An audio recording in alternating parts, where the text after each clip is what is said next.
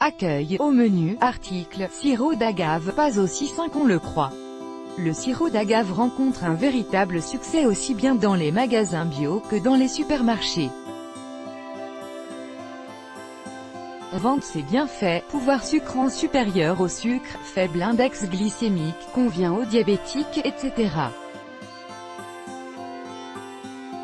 Pourtant, le sirop d'agave n'est pas aussi bon pour la santé que les arguments marketing voudraient nous le faire croire. Découvrons pourquoi. Qu'est-ce que le sirop agave? Le sirop d'agave est extrait de l'agave, une plante qui pousse principalement au Mexique, mais que l'on retrouve également dans les pays méditerranéens. L'agave entre dans la composition de la tequila. C'est à partir de la sève qui se trouve à l'intérieur de la plante qu'est réalisé le fameux sirop. La sève est bouillie plusieurs heures, son procédé de fabrication étant analogue à celui du sirop d'étable. Il est riche en fructose concentrée. Le sirop d'agave est composé de 70 à 90% de fructose. À titre de comparaison, une banane en contient environ 5%. Bien que le fructose soit présent naturellement dans les fruits, le fructose du sirop d'agave n'est pas métabolisé de la même manière. Dans un fruit, le fructose est associé à des minéraux, des vitamines et des fibres.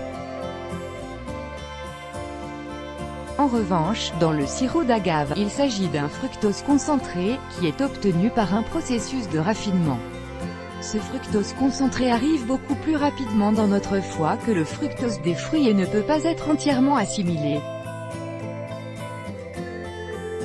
Les excédents sont transformés en graisse et seront stockés dans l'organisme. Consommé en grande quantité, le fructose concentré augmente les triglycérides dans le sang et la résistance à l'insuline. C'est pour cette raison qu'il n'est pas recommandé aux diabétiques. Il faut retenir que le sirop d'agave n'est pas un aliment naturel, mais un produit raffiné très riche en fructose. Il convient donc de le consommer avec modération. Son index glycémique peut être élevé. De nombreux consommateurs choisissent le sirop d'agave en pensant qu'il bénéficie d'un faible index glycémique, IG. Selon son procédé de fabrication, le sirop d'agave peut avoir un index glycémique variant de 55 à 90. Il peut donc être aussi élevé que celui du glucose pur. Rappelons que l'IG du sucre blanc est de 70. Et là, cette information ne figure pas sur les étiquettes. Pour cette autre raison, le sirop d'agave n'est pas adapté aux diabétiques.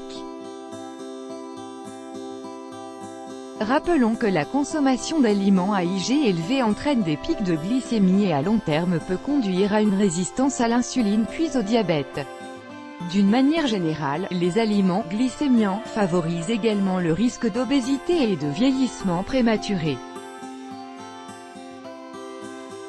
3 sirops d'agave sur 4 sont falsifiés. Une enquête menée par le magazine Que Choisir, numéro 544 au février 2016, a démontré que le sirop d'agave était un aliment très souvent falsifié. Sur 13 sirops d'agave analysés, 10 se sont révélés être édulcorés avec du sucre issu d'autres plantes comme le maïs. Voici les résultats de cette étude. Il est presque autant calorique que le sucre. On pense souvent que le sirop d'agave est beaucoup moins calorique que le sucre, c'est faux. 100 g de sirop d'agave contiennent environ 310 calories, contre 380 pour le sucre. Quel est son véritable pouvoir sucrant? Les fabricants affirment souvent que le pouvoir sucrant du sirop d'agave est supérieur à celui du sucre. Pourtant, il se contredit souvent. Parfois il faut utiliser 2 fois plus de sucre que de sirop, parfois 25% de plus. Ces marges d'erreur démontrent qu'il s'agit de données relatives. Calculée en se basant sur un panel de consommateurs, elle ne peut être que subjective. La sensation du goût sucré varie selon les personnes. De plus, le pouvoir sucrant varie selon différents paramètres, aliment dans lequel il se trouve mais aussi sa température. Source: Santé Nature Innovation. Que choisir? Article lié ailleurs sur le web.